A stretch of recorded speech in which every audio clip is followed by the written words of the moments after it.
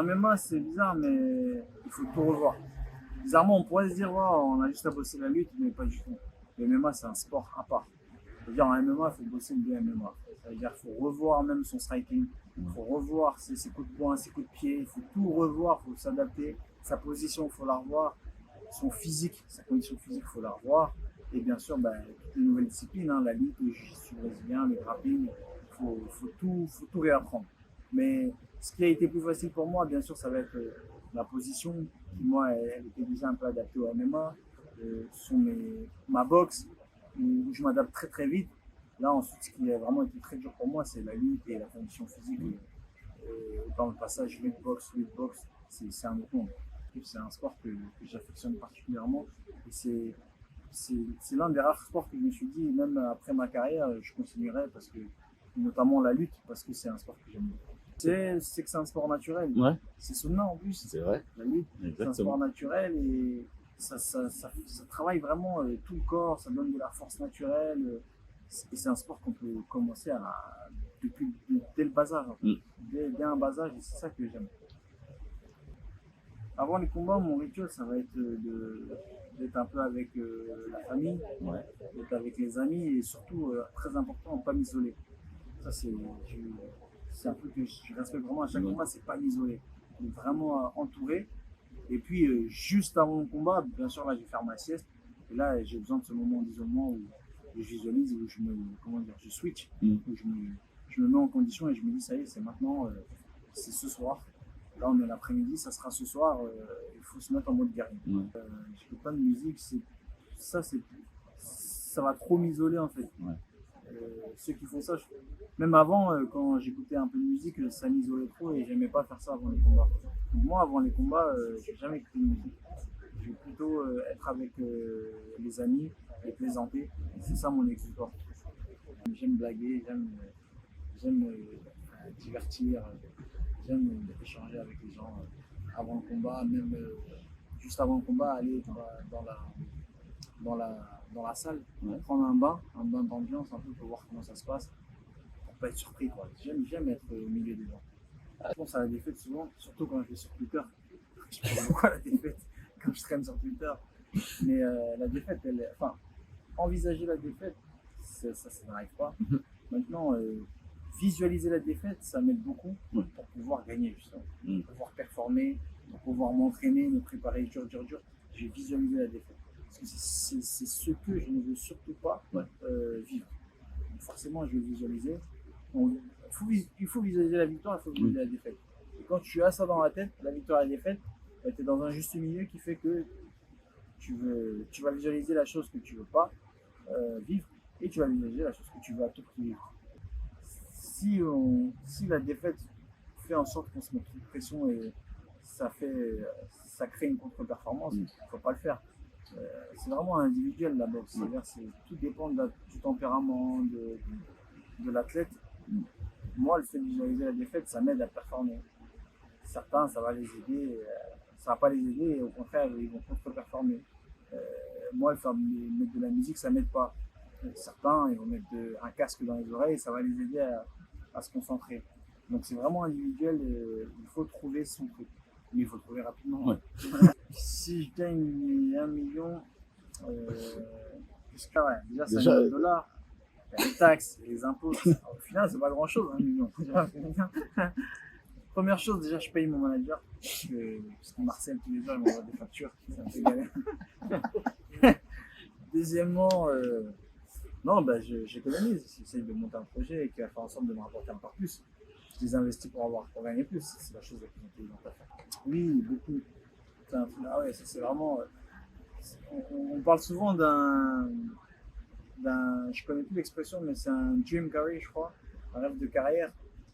Et ça, ce serait pour moi l'accomplissement de ma carrière, de combattre, notamment dans un stade, je suis encore plus précis, dans un stade de foot en Afrique.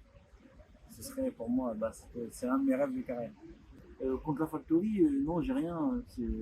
C'est le coach de la Factory, le manager de la Factory, le gourou, le roi, le king de la Factory, qui lui, il me sort par les yeux parce que c'est quelqu'un de mauvais.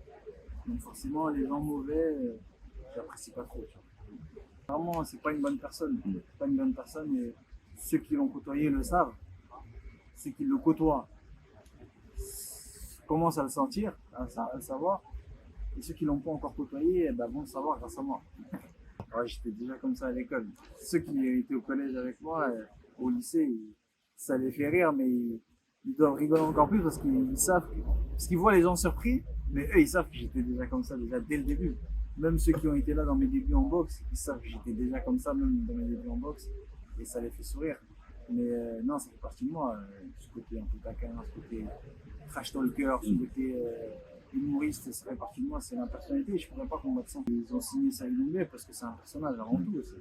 Parce que c'est un personnage qui allie l'entertainment et le talent. C'est-à-dire que c'est, dit simplement, c'est celui qui parle, mais qui assume derrière. Et ça, c'est rare. Parce que trouver quelqu'un qui parle beaucoup, tout le monde peut parler. Mais quelqu'un qui parle et qui assume derrière, c'est compliqué.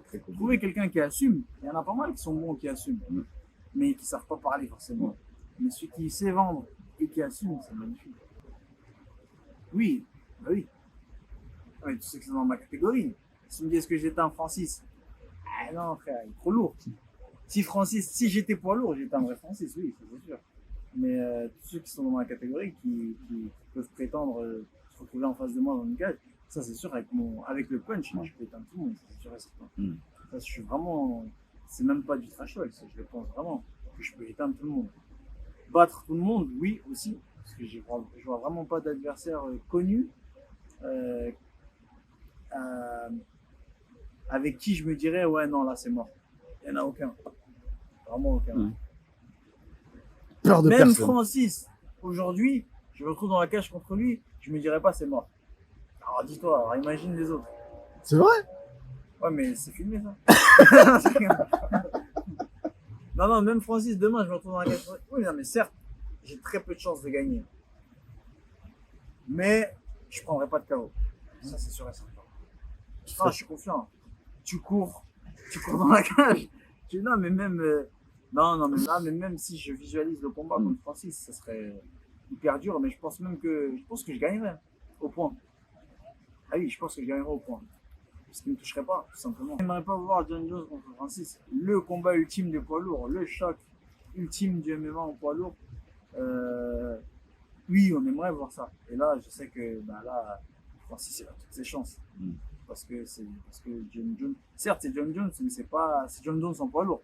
C'est pas les John Jones en lourd léger. Donc, on aimerait tous le voir, mais à mon avis, c'est un peu compromis. On sait jamais, Le combat aujourd'hui, ça nous réserve des surprises. Regarde, qui l'eût cru voir Francis contre Tyson Fury un jour. Donc, c'est possible. C'est possible parce qu'en ce moment, en plus, je vois, il fait un peu trop chaud Canelo. Donc, il y a pas impossible que je le prenne et que je le fasse un peu redescendre sur terre. Parce que les rouquins mexicains, il y en a marre. Tu vois. Non, mais t'as pas compris. Si je perds contre Jordan, il faut que je déménage. Il faut que je change de pays. Il faut que je change de continent. Et que je coupe tous mes réseaux. Et qu'il faut que j'aille dans un endroit vraiment où on ne me connaît pas. Très difficile, tu vois, genre dans une île où on ne me connaît pas. Et que je reste là-bas. Donc, inutile de dire que ça n'arrivera pas. Ce n'est même pas envisageable que je perde contre Jordan. C'est impossible. Impossible que je perde. Maintenant, si par inadvertance ça arrive, je pense qu'il faudra me parler pendant un bon moment. Ça va être très dur. Très dur, mais ça n'arrivera pas, c'est impossible. En fait, j'arrive même pas à l'imaginer. Dans le monde, le MMA français, il se classe facilement dans le top 3. Franchement, le niveau en France, il est vraiment énorme. On a vraiment de très bons combattants, comme Saladin Parnasse, Morgan Charrière, des Benoît Saint-Denis, tu vois, des Cyril Gann en poids lourd. On a vraiment de très très bons combattants. Désolé Cédric Doumbé. Ah, Cédric Doumbé, ça c'est même pas besoin de le dire, ça c'est la base. Ça pourrait être écrit là. Mais et j'en oublie, mais on a trop de phénomènes en France. Et on est facile dans le top 3. Et maintenant, avec la démocratisation du MMA, je pense que dans les 5 ans qui arrivent, les 10 ans, ou même la nouvelle génération, ça va être du n'importe quoi. Je pense que là, on va passer au numéro 1 dans le monde. Vraiment.